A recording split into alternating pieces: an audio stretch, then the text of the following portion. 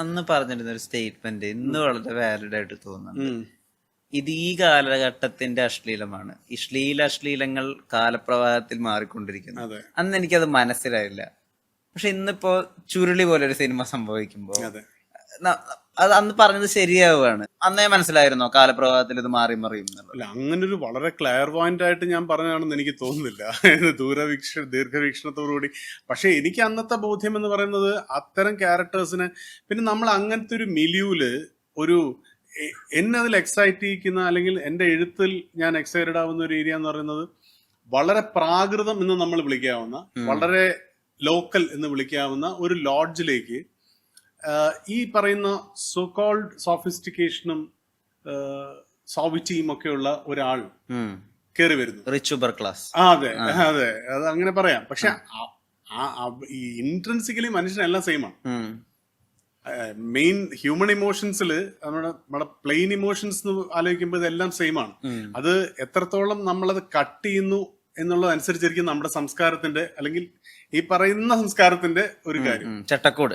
അതെ, ചട്ടക്കൂട്. അപ്പൊ അതിനെ ഒന്ന് എൻലാർജ് ചെയ്യുകയും അല്ലെങ്കിൽ അതിന്റെ നൂലിഴകൾ എന്താണ് എന്ന് വെറുതെ ഒന്ന് ടെസ്റ്റ് ചെയ്യുകയും ചെയ്യുക എന്നുള്ളതാണ് നമ്മുടെ അതിൽ എക്സൈറ്റ്മെന്റ്.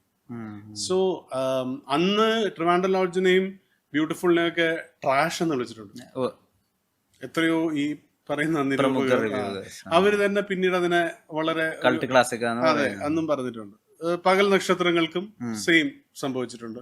പകൽ നക്ഷത്രങ്ങൾ ഇറങ്ങി സെക്കൻഡ് ഡേ ഒരു പ്രശസ്ത നിരൂപകൻ എഴുതിയിട്ടുണ്ട്, ഇതൊരു ഈ പറയുന്ന ഒരു it's A Bloch on Malayalam cinemas class എന്നവർ എഴുതിയ ആൾക്കാരുണ്ട്. സോ ഇതെല്ലാം മാറും. പക്ഷെ ഇപ്പൊ പകൽ നക്ഷത്രം ഫാൻ ക്ലബുകളുണ്ട്. അതെ അതെ. അപ്പൊ അത് ഇതെല്ലാം മാറും. ഇപ്പൊ എന്റെ കാര്യത്തിൽ മാത്രമല്ല, ഇപ്പൊ എല്ലാ ഫിലിം മേക്കേഴ്സിന്റെ കാര്യത്തിലും അവർ അന്ന് ശ്രദ്ധിക്കപ്പെടുന്ന പോലെ ആയിരിക്കില്ല പിൽക്കാലത്ത് ശ്രദ്ധിക്കുന്നത്. പലപ്പോഴും സംഭവിക്കുന്ന ഒരു കാര്യം, അല്ലെങ്കിൽ ഞങ്ങളുടെ തലമുറ മനസ്സിലാക്കിയ ഒരു കാര്യം എന്ന് വെച്ചാൽ ഇതില് ബോഗ് ഡൗൺ ആയി പോരുത് എന്നുള്ളതാണ്. നമ്മൾ ഇതിൽ തളർന്നു പോരും. ഒരു നിരൂപണത്തിൽ ഞാനിതൊന്നും വായിക്കാറില്ല. ഇപ്പോ കഴിഞ്ഞ 7 വർഷമായിട്ട് ഞാൻ ഓഫ് സോഷ്യൽ മീഡിയ ആണ്. എനിക്ക് സോഷ്യൽ മീഡിയ ഇല്ല. ഞാൻ ഇത്തരം കമന്റുകളൊന്നും വായിക്കാറില്ല. So I am very happy in that space. Because ഇത് വായിച്ചുകൊണ്ട് പ്രത്യേകിച്ച് കാര്യം എനിക്ക് തോന്നുന്നില്ല. പത്രം വായിക്കില്ലല്ലോ. ഇല്ല, അങ്ങനെ വായിക്കാൻ മാത്രമൊക്കെ ഉണ്ടോ? പത്രത്തിൽ വളരെ ശുഭോദാർക്കമായ കാര്യങ്ങളാണ്. അതെന്താ ഒരു നിഷ്പക്ഷ പത്രം ഇല്ലാത്തത് കൊണ്ടാണോ വായിക്കാത്തത്, അതോ പത്രം വായിച്ചിട്ട് വേണം അറിവ് നേടണം എന്നുള്ള ധാരണ കൊണ്ടാണോ? എന്താ അല്ല, നമ്മള് എന്തായാലും നമ്മൾ ഈ സൊസൈറ്റി ജീവിക്കുമ്പോ അത്യാവശ്യം അറിയാനുള്ള വാർത്തകൾ ഇപ്പൊ വിഷ്ണു എന്റെ സുഹൃത്താണെങ്കിൽ നിന്നിൽ നിന്നറിയും അല്ലെ, അല്ലെങ്കിൽ എന്റെ മറ്റു കൂട്ടുകാരിൽ നിന്നറിയും. പിന്നെ അത്തരം വാർത്തകൾ ഇപ്പോ എന്താണ്, യുദ്ധങ്ങൾ, കൊലകൾ, ഇതൊക്കെയാണല്ലോ ഫ്രണ്ട് പേജ് യൂഷ്വൽ സാധനം.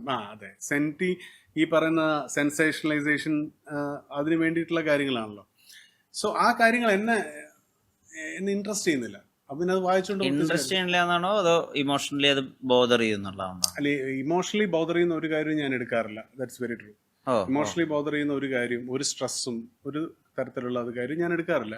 അത് എടുത്തതുകൊണ്ട് വലിയ ഗുണമുണ്ടെന്നും എനിക്ക് തോന്നുന്നില്ല ജീവിതത്തിൽ. കാരണം അത് ഇപ്പൊ നമുക്ക് പണ്ട് നമ്മുടെ ബുദ്ധിസ്റ്റ് ഫിലോസഫി ഉണ്ടല്ലോ, desire is the cause of human misery, which is a ഭയങ്കര വലിയൊരു തോട്ടാണ്.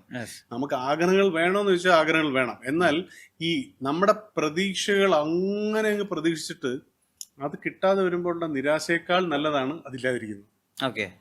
So I have always maintained that I am content with what I am right now.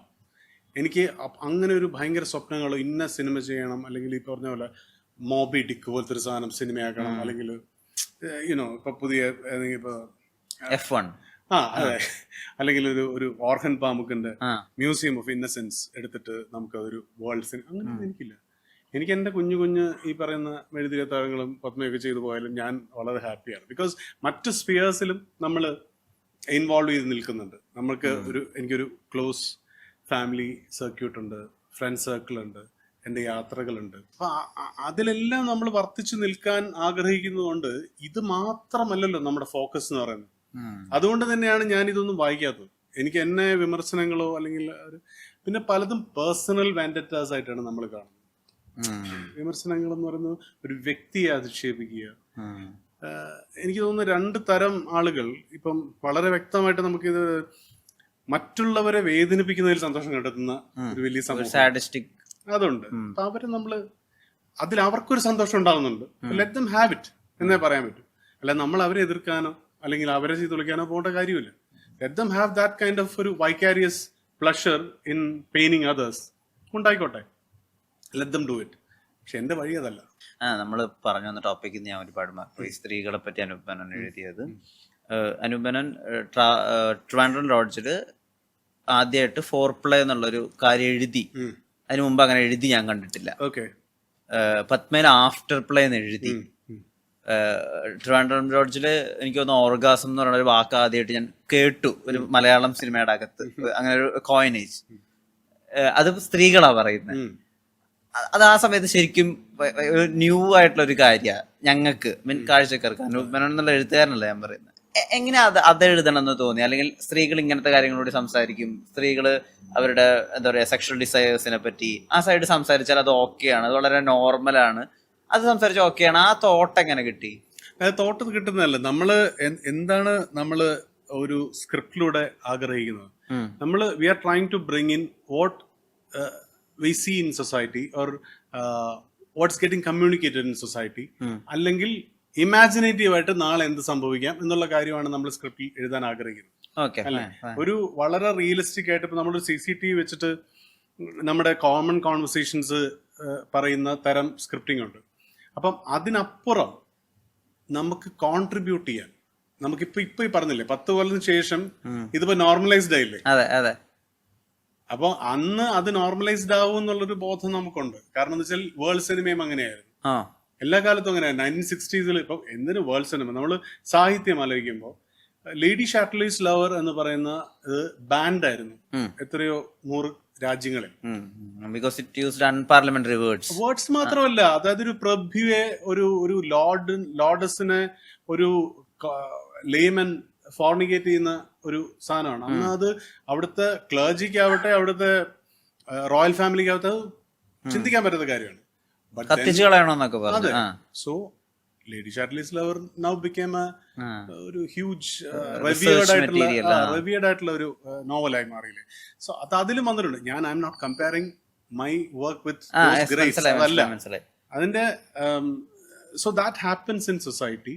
നമ്മുടെ നോർമലൈസേഷൻ എന്ന് പറയുന്നത് കുറച്ച് കഴിഞ്ഞായിരിക്കും പല എഴുത്തുകാരുടെയും കാര്യങ്ങൾ വരുന്നത്. ലോഡ്ജ് കഴിഞ്ഞൊരു 4 years കഴിഞ്ഞിട്ടാണ് ഇതിനെ അങ്ങനെ മറ്റൊരു ദിശയിൽ. പിന്നെ lodge was A huge success also. So അപ്പൊ അതിന്റെ അർത്ഥം എന്താണ്? അത് റെസണേറ്റ് ചെയ്തു. ലോഡ്ജ് ഇത്രയും ആൾക്കാർ റെസണേറ്റ് ചെയ്തില്ലെങ്കിൽ അതൊരു 100-day ഫിലിമായി മാറില്ല. അപ്പം അത് ആദ്യത്തെ ഒരു ഇനീഷ്യൽ ഷോക്കിന് ശേഷം may be people found A new way of seeing it, new perspective. അതൊക്കെ പിന്നീട് വന്നതായിരിക്കണം.